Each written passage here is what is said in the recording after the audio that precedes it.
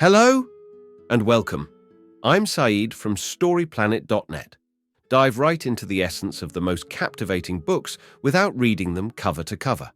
Whether you're on the go, at the gym, or just relaxing at home, we offer you a unique and enriching listening experience.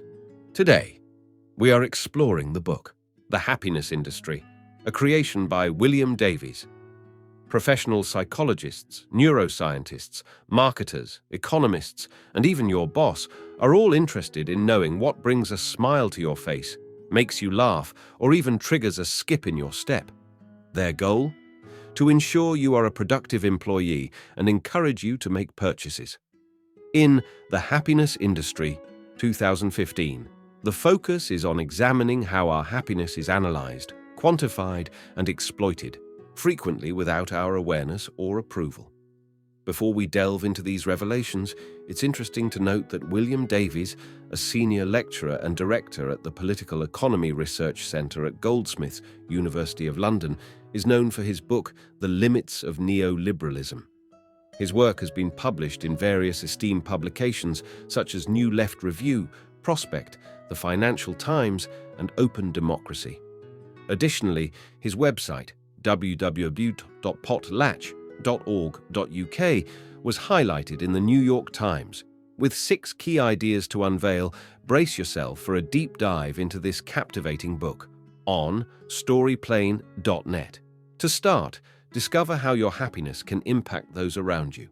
The text explores the idea of happiness as a commodity in the modern world, connecting e-commerce, neuroscience, and big data. It delves into how happiness is quantified, linking it to various fields like economics. The text touches on the concept of governments incentivizing happiness and references Jeremy Bentham's perspective on happiness.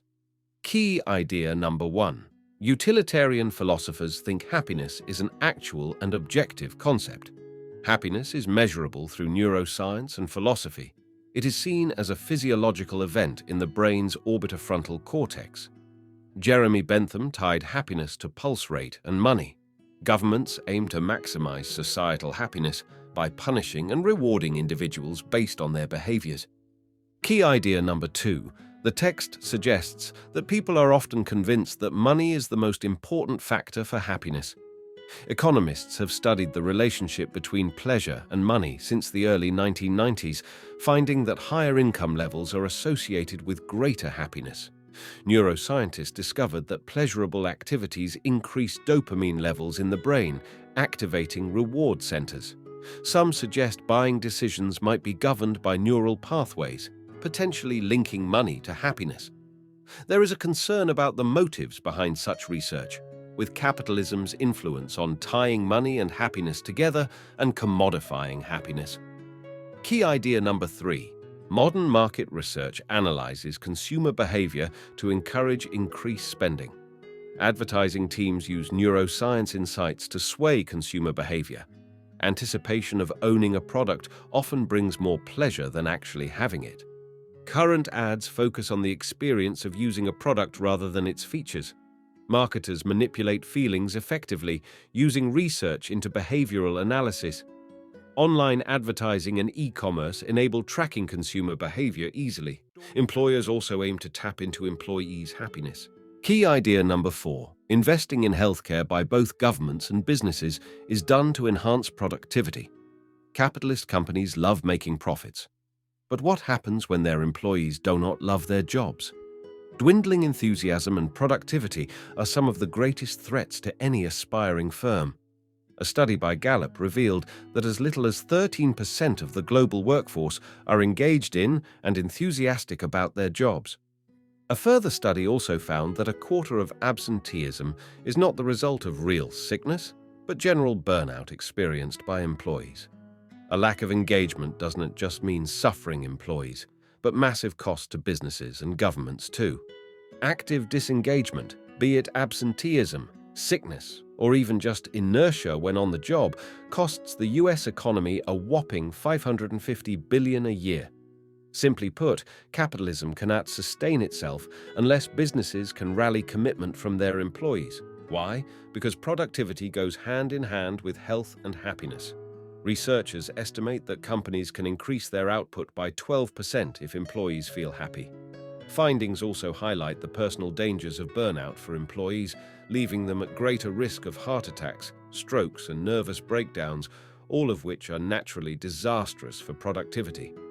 With this in mind, some businesses make serious attempts to promote their employees' happiness and health, hoping to improve their performance and reap the benefits.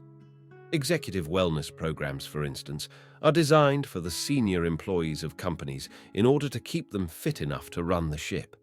An increasing number of companies even employ specialist happiness consultants who guide managers to creating a cheerier workplace. Google, for example, has an in-house Jolly Good Fellow to spread mindfulness and empathy in order to make employees healthier and happier and, of course, maintain profits for the business. Key idea number 5, marketers leverage social relationships for their benefit. Word-of-mouth advertising is effective due to social bonds. Companies use strategies like corporate giving and friendvertising to leverage these bonds. Corporate giving involves giving products or services for free to win favor. Friendvertising creates images and videos with positive messages for social media users to share. Online sharing enhances the reach of marketing campaigns, turning friends into brand advocates unknowingly. Remember this the next time you scroll through your feeds. Key idea number 6. Businesses can monitor our emotions and well-being in today's interconnected society. Digital data generated daily is valuable and increasingly seen as a commodity. Our online activities create personal information that can be analyzed and exploited for various purposes, such as predicting behavior and targeting ads. Companies like Facebook use algorithms to track and manipulate our emotions through our online interactions. The vast amount of personal data we share online poses risks to privacy and security as scammers exploit this information for malicious purposes. In conclusion, happiness is measurable and not solely related to money. Subjective feelings are key in determining happiness. Trust your own emotions and don't let others define your happiness. Suggested further reading is Who Gets What A and Why by Alvin Roth, focusing on market design and its intricacies. Feedback can be sent to storyplanet.net. Thank you for listening to this summary. If you enjoyed this exploration, we invite you to discover other fascinating books on storyplanet.net. Don't wait any longer. A multitude of books, stories, and knowledge await you there. See you soon on storyplanet.net.